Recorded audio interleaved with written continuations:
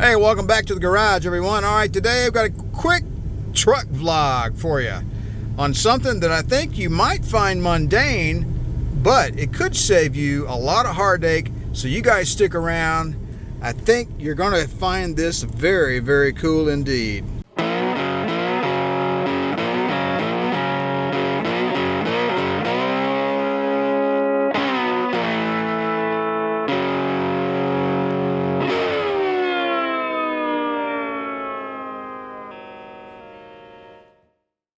Alright, this is why I decided to replace the blower resistor in this truck. All of the fan speeds seem to operate. I can hear them when I go from 1 to 5.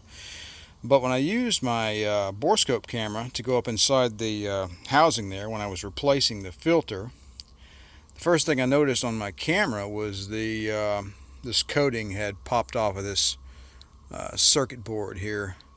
Now that could just be the green coating has popped off. I really don't know. I don't know if the current going to the motor during each speed is the correct amount, but clearly it had been getting hot and for a long time, so it may actually be functioning correctly, but I'm thinking to myself, I think I'm going to replace it anyway. So anyway, fairly easy to get out of there. Two connectors. You got the main one with the data signal and everything, and you got the power here. Power is a little hard to get to. You got to get back in there with a screwdriver and hit the little pry bar so you can slip it out of there. But I used my phone camera to see how to do it, and looking at the new part. The new part's got a slightly different design as opposed to this thing right here. So anyway, let me go ahead and slip it up in there and I'll tighten it down.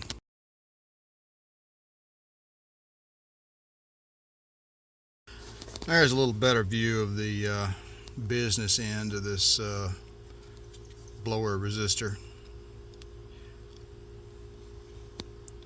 Pretty interesting. It's a Dorman part, made in China, but Dorman usually has pretty good stuff, so I'm gonna go with it.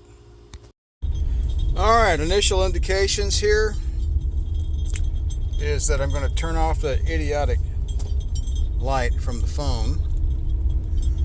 But I think the first thing is on speed 1, I can feel the air.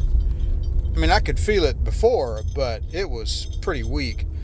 I've never really heard of a blower resistor failing in a fashion whereby all of the speeds were affected such that the airflow speed was affected in each and every speed. You know what I'm saying? Usually it's like, oh, speeds 1 and 2 don't work and then the high does, or something like that.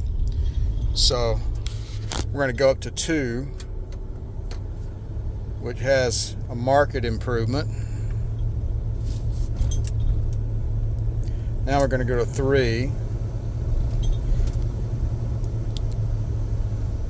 That feels pretty good too.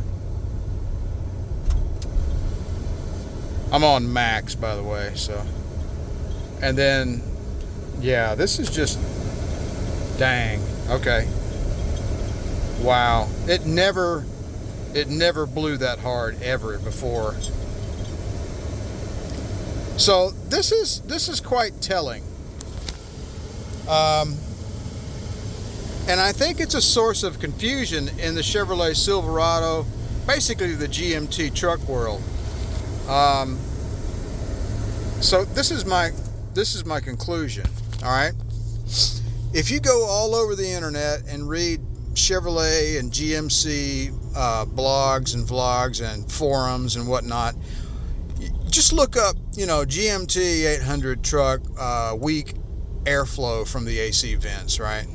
And you hear all kind of guys going, man, it just doesn't blow very hard. I don't understand what's going on. It works in all speeds, so on and so forth. I see those comments all over the place. And invariably, all of the people come to the same conclusion erroneously. And that is, oh, I changed my cabin airflow filter, I changed my cabin filter, and the airflow increased a lot. Man, it's great now. Well, yeah, they did, because for one, most guys never change the cabin filters in the trucks. Let's be honest, right? When's the last time you changed your cabin filter? Unless you're an automotive enthusiast or something, you're not. You just don't ever do it, right? Be honest.